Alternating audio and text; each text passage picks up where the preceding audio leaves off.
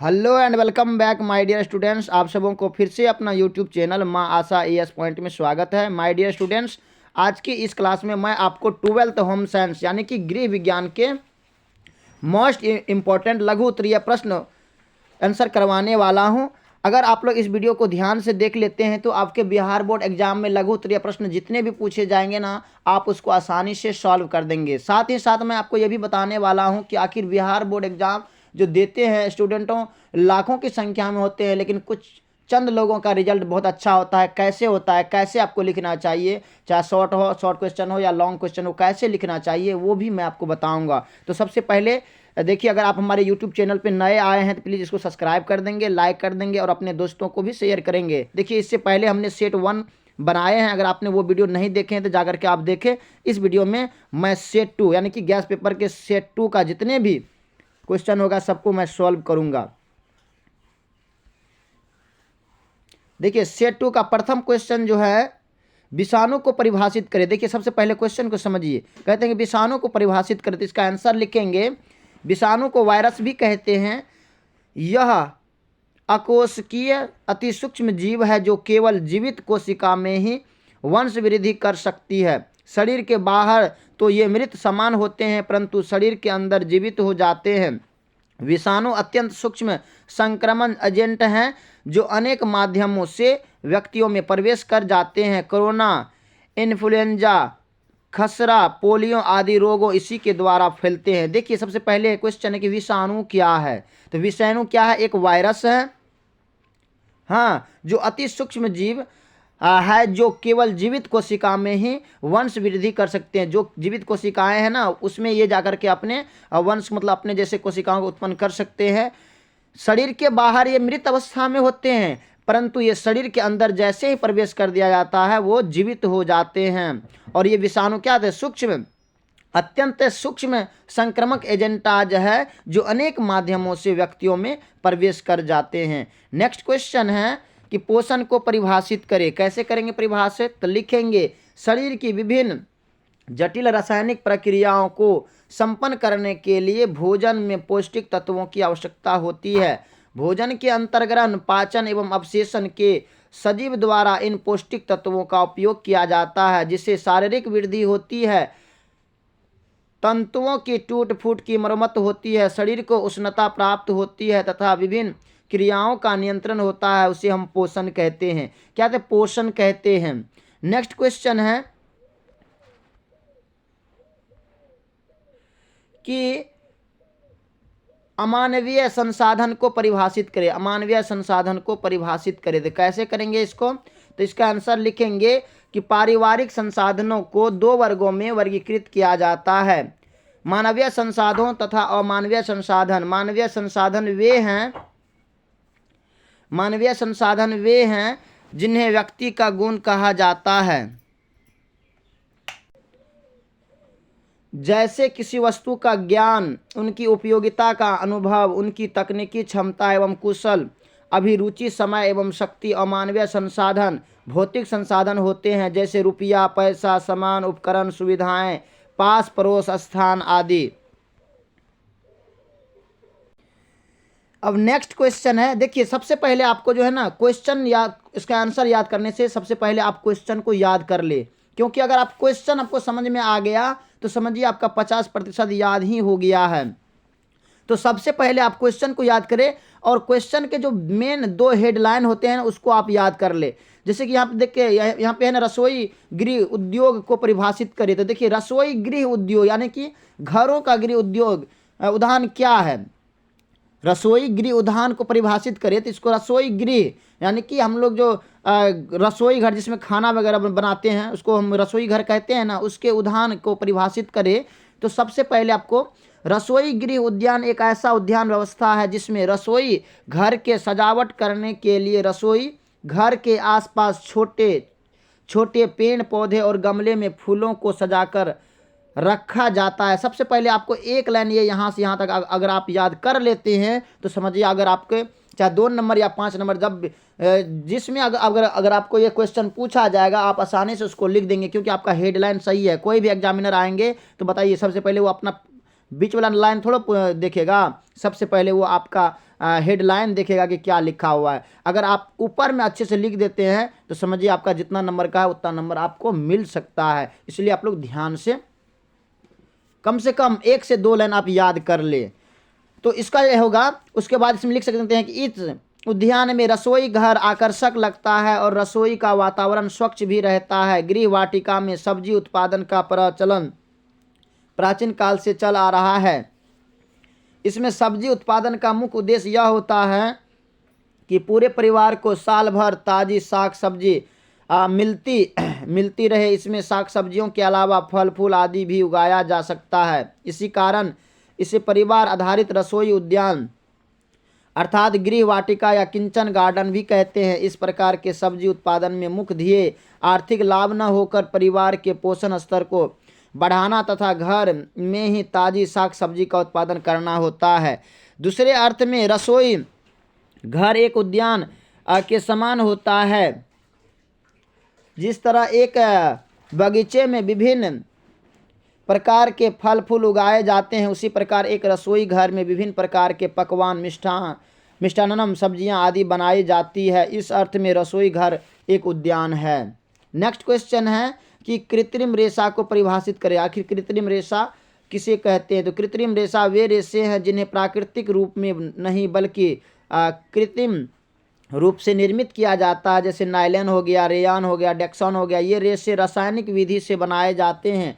जिन वस्तुओं के आधार पर इनका निर्माण होता है उसके आधार पर इसके 2 वर्ग किए जाते हैं, मानवकृत तथा रासायनिक। नेक्स्ट है कि सूक्ष्म जीव को परिभाषित करें। सूक्ष्म जीव को परिभाषित करें तो वे जीव जिन्हें मनुष्य नंगी आंखों से नहीं देख सकता तथा जिन्हें देखने के लिए सूक्ष्मदर्शी यंत्र की आवश्यकता पड़ती है उन्हें सूक्ष्म जीव कहते हैं। सूक्ष्म जैविक में सूक्ष्म जीवों का अध्ययन किया जाता है। सूक्ष्म जीवों के अंतर्गत सभी जीवाणु, कुछ कवक आदि जीव होते हैं। नेक्स्ट क्वेश्चन है कि रोजगार को परिभाषित करें। तो सामान्यतः रोजगार का अर्थ नौकरी या जॉब कहा जाता है। इस अर्थ में रोजगार का अर्थ किसी संस्था या व्यक्ति के ऊपर आश्रित रहकर कार्य करना होता है। यह श्रमिक या नियोक्ता के बीच एक अनुबंध पर आधारित होता है जहां काम के बदले भुगतान किया जाता है। गृह विज्ञान में रोजगार का अर्थ स्वरोजगार होता है, जिसका तात्पर्य होता है स्वयं द्वारा आय प्राप्त करने के लिए कोई व्यवसाय करना। नेक्स्ट क्वेश्चन है कि समय एवं शक्ति बचत उपकरण को परिभाषित करें। इसका आंसर लिखेंगे कि घर के कार्यों में कुछ कार्य ऐसे होते हैं जिनमें महिलाओं के समय की खपत करनी पड़ती है। इसी तरह कुछ ऐसे होते हैं जिनमें समय समय के साथ शक्ति का उपयोग करना पड़ता है। आधुनिक वैज्ञानिक युग में घर के विभिन्न कार्यों को करने के लिए अनेक उपकरणों की खोज की गई है जिनसे समय और शक्ति की बचत होती है। ये उपकरण घरेलू कार्यों को सरल, सुगम और आसान बनाते हैं। उदाहरण प्रेशर कुकर, रेफ्रिजरेटर, धुलाई machine, LPG gas, iron, vacuum cleaner, छिलनी इत्यादि। अब नेक्स्ट क्वेश्चन है कि उपभोक्ता संरक्षण को परिभाषित करें।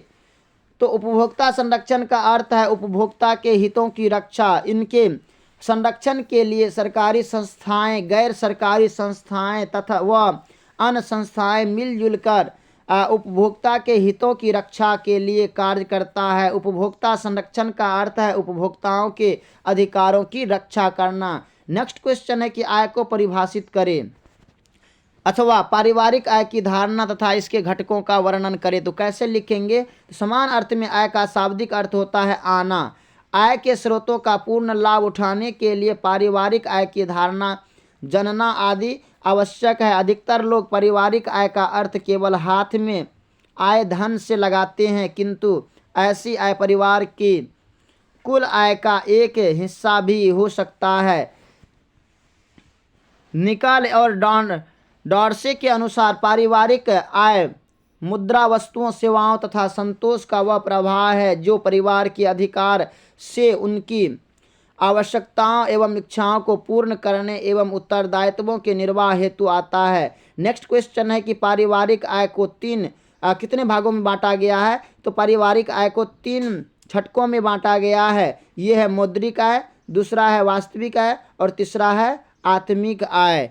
देखिए my dear students, Bihar board exam में लाखों व्यक्ति, लाखों स्टूडेंट जो है ना एग्जाम देते हैं, लेकिन कोई टॉपर एक करते हैं। जानते हैं उसका राज क्या है? देखिए सबसे पहला राज तो उन्होंने मेहनत से पढ़ा होगा, और दूसरा राज कि वो प्रत्येक विषय को अच्छे ढंग से पढ़ा होगा, और तीसरा बात जो है वो प्रत्येक विषय के सब्जेक्टिव और ऑब्जेक्टिव दोनों को देखता होगा। अब ऐसा नहीं कि सिर्फ ऑब्जेक्टिव पढ़ रहे हैं, दिन रात सिर्फ ऑब्जेक्टिव पढ़ रहे हैं। देखिए अगर आपको पता ही है ना कि आधा, जैसे कि अगर आपका 70 नंबर का पूछा जाएगा तो 35 नंबर आपको ऑब्जेक्टिव से रहेगा और 35 नंबर आपको सब्जेक्टिव से रहेगा। तो उन्होंने दोनों को समान अवसर, मतलब समान हिस्सा में बांट करके पढ़ते हैं। और तीसरा चौथा जो मेन इंपॉर्टेंट पॉइंट है ना, ये आपका है कि वो लोग क्वेश्चन को देखते हैं और उसके बाद एक बार दो बार आप पढ़ करके खुद से लिखने का प्रयास करते हैं। तो माय डियर स्टूडेंट्स, अगर आपको भी बेहतर रिजल्ट लाना है ना, आप क्वेश्चन को समझिए, एक से दो बार, नहीं होता तो आप 2 बार 3 बार करके वीडियो को देखें, उसके बाद खुद से अपने लिखने का प्रयास करें। कम से कम आप 1-2 घंटा भी सिर्फ लिखने का प्रयास करें। देखिए आप जो है ना बिना सोचे हुए पढ़ सकते हैं, लेकिन बिना सोचे हुए लिख नहीं सकते हैं। इसलिए आप अगर अभी से सोच सोच करके लिखना शुरू करेंगे तो आपका तो ये हैबिट बना रहेगा, फिर आप एग्जाम हॉल में जाएंगे और दबा दब करके आप लिख देंगे। इसलिए आप ये सब बात को ध्यान में रखेंगे। चलिए अब नेक्स्ट क्वेश्चन है कि व्यक्तिगत स्वच्छता को परिभाषित करें। तो सबसे अधिक महत्वपूर्ण है खाना बनाने व परोसने वाले व्यक्ति की व्यक्तिगत स्वच्छता। चाहे वह गृहिणी हो या कोई भी व्यक्ति हो, उसे निम्नलिखित बातों पर ध्यान रखना आवश्यक है। भोजन पकाने से पहले हाथों को साफ पानी और साबुन से अच्छी तरह धो लेना चाहिए। आगे है, गृहिणी को स्वच्छ कपड़े पहनकर खाना बनाना चाहिए और बालों को टांग कर रखना चाहिए। हाथों की सफाई का विशेष ध्यान रखना चाहिए। यदि हाथ में कोई घाव आदि है तो खाना नहीं पकाना चाहिए अथवा दस्ताने पहनकर काम करना चाहिए। नेक्स्ट क्वेश्चन है, नेक्स्ट इसका पॉइंट लिखेंगे आप कि जहां भोज्य पदार्थ सामग्री रखी हुई हो वहां पर खांसना, छींकना या थूकना हानिकारक होता है। इसके लिए स्वच्छ रुमाल का प्रयोग करना चाहिए। नेक्स्ट है, रसोई घर में नाक, कान, मुंह में उंगली डालना शरीर को खुजाना नहीं चाहिए। अब नेक्स्ट क्वेश्चन है, गंदे चप्पल, जूते व कपड़े लेकर रसोई घर में घूमना नहीं चाहिए। इसके साथ सहस्त्रों जीवाणु भोजन में प्रवेश पा सकते हैं। नेक्स्ट क्वेश्चन है, पूरक आहार को परिभाषित करें। पूरक आहार, देखिए माता के दूध या ऊपरी दूध के अतिरिक्त जो खाद्य पदार्थ शिशु को उनकी पौष्टिक आवश्यकताएं पूरी करने के लिए दिए जाते हैं, उसे हम पूरक आहार कहते हैं। पूरक आहारों को मुख्य 3 भागों में बांटा गया। प्रथम है तरल पूरक, दूसरा है मसले हुए अर्ध ठोस पूरक, और तीसरा जो आपका पॉइंट है वो है ठोस पूरक आहार। देखिए इसका जो है ना आपको मेन पॉइंट आपको याद रखना पड़ेगा। और इसका मतलब क्या है, तरल पूरक आहार में क्या आ जाता है, ताजे फलों का रस, यह शिशु को 3 से 4 मास की आयु में देना प्रारंभ करना चाहिए। और दूसरा पॉइंट है मछली का तेल, यह शिशु को 5 से 6 माह की आयु में देना प्रारंभ करना चाहिए। और तीसरा आपको हो गया मसले हुए अर्ध ठोस पूरक आहार, 7 से 8 मास की आयु में शिशुओं को अनाज, स्टार्च युक्त सब्जियां जैसे आलू आदि भली प्रकार पकाकर मलकर देनी चाहिए। ठोस पूरक आहार में क्या है, जब शिशु के दांत निकलने लगते हैं तो उसे कटे हुए ठोस पदार्थ जैसे क्या हो गया, गाजर हो गया, खीरा, ककड़ी का टुकड़ा, पके हुए चावल, रोटी का टुकड़ा आदि देना चाहिए। अब नेक्स्ट क्वेश्चन है आपके, बजट को परिभाषित करें। देखिए आप सबसे पहले क्वेश्चन को समझिए और 2 से 3 लाइन आप याद कर ले, बस बहुत हो गया। उसी को आप बना करके लिखेंगे। तो घरेलू बजट को परिभाषित करें। घरेलू धन प्रबंध योजना का आधार होता है बजट। प्रत्येक परिवार अपनी आय के अनुसार बजट बनाता है और उनके अनुरूप व्यय करता है। बजट के द्वारा यह तय किया जाता है कि किस मद में कितना व्यय करना है। इससे परिवार की आर्थिक अवस्था सुचारू ढंग से चलती है। घरेलू बजट परिवर्तनशील होता है, यह घरेलू आवश्यकताओं के अनुसार बदलता रहता है। हर परिवार का बजट अलग अलग होता है, इससे अधिक व्यय पर अंकुश लगाया जा सकता है। उधार लेने की आदत को रोका जा सकता है, इससे आय व व्यय में संतुलन बनाए रखना सरल हो जाता है। भविष्य के लिए बचत करने में भी मदद मिलती है। नेक्स्ट क्वेश्चन है कि खाद्य संरक्षण को परिभाषित करें। कैसे लिखेंगे इसको? तो खाद्य भोज्य पदार्थों के मूल आकार, किस्म एवं रूप को परिवर्तित करके या परिवर्तित किए बिना ही उनके पोषण मूल्यों को यथासंभव बनाए रखते हुए बिना विकृति के दीर्घकाल तक सुरक्षित रखने की विधियां एवं तकनीकों को खाद्य संरक्षण कहते हैं। उपयुक्त परिभाषा के आधार पर कहा जा सकता है कि खाद्य संरक्षण वह प्रक्रिया होती है जिससे भोजन को दीर्घ काल तक बिना उसकी गुणवत्ता एवं पौष्टिकता खराब हुए या कम हुए संग्रहित करके रखा जा सकता है। देखिए, आप चाहे ये पॉइंट लिखिए, चाहे आप ये पॉइंट लिखिए, चाहे आप यहाँ से याद कर लें।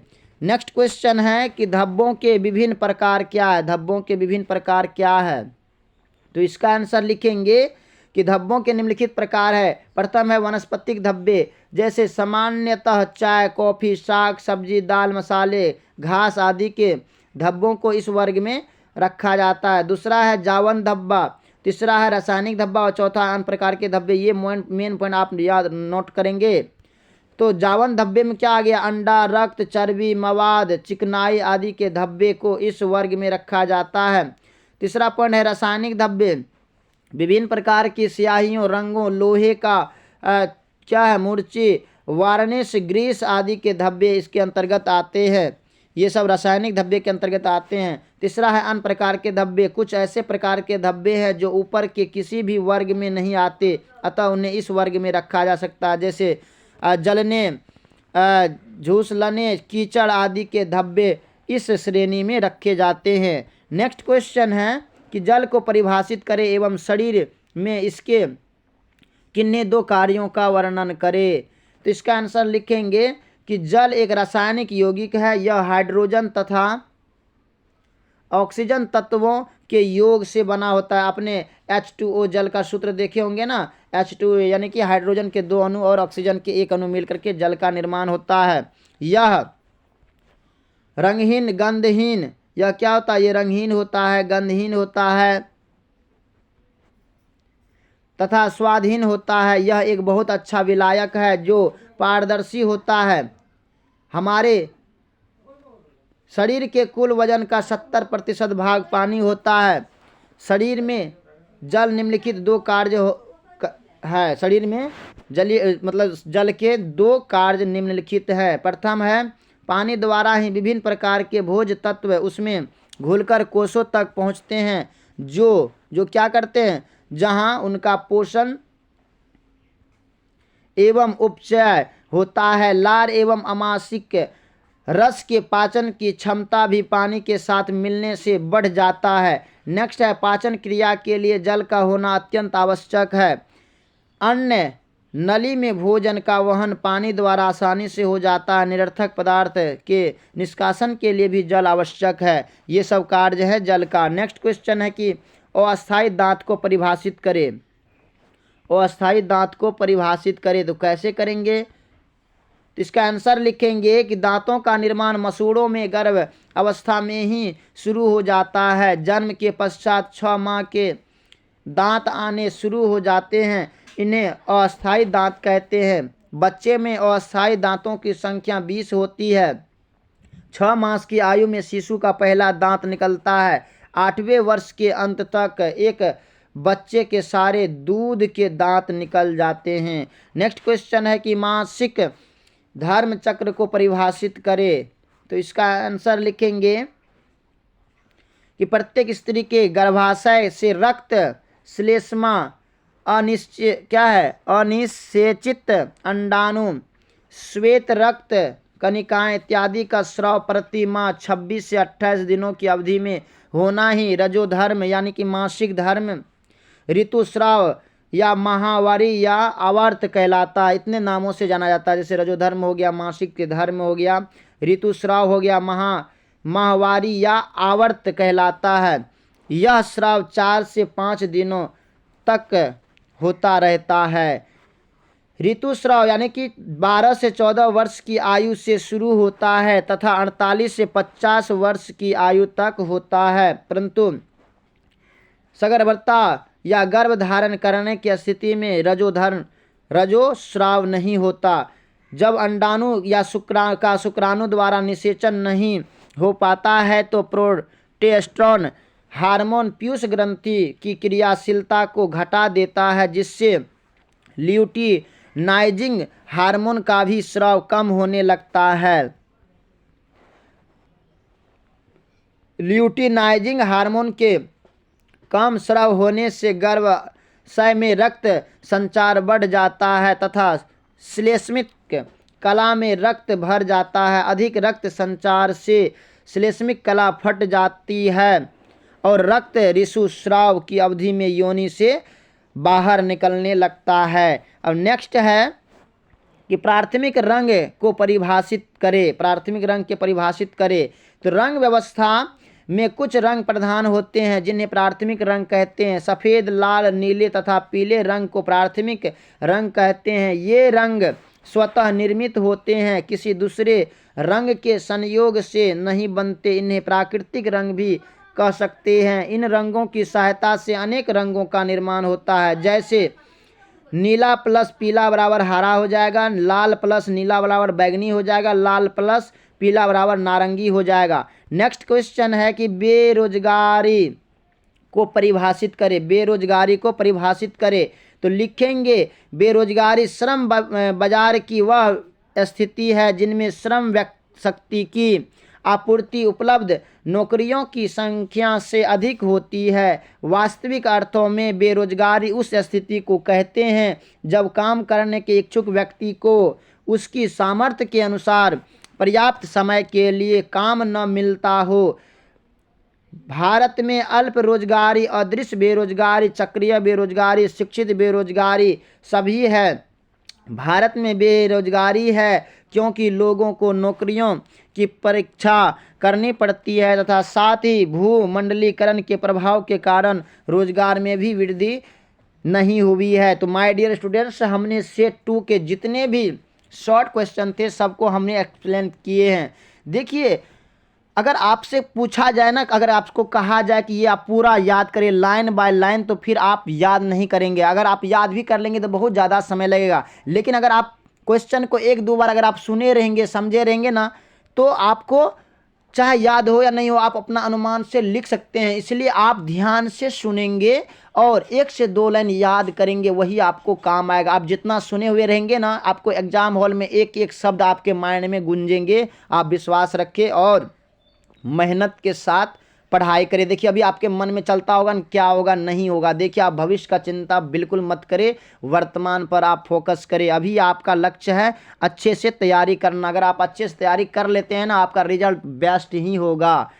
तो आपको ये वीडियो कैसा लगा आप हमें कमेंट में बताएंगे। इससे आगे हम सेट 3 का वीडियो लेकर के आएंगे और आपको जिस सब्जेक्ट में, जिस भी विषय में आपको प्रॉब्लम है, आप हमें कमेंट में बताएंगे। बाकी आप लोग को तो दायित्व बनता ही है कि हमने आपके लिए इतना मेहनत करते हैं तो 1 लाइक तो करना बहुत ज़रूरी है ना। तो बाकी आप हमें बताएंगे। बाकी आज का यहीं तक, फिर मिलते हैं आगे की वीडियो में। तब तक जय हिंद।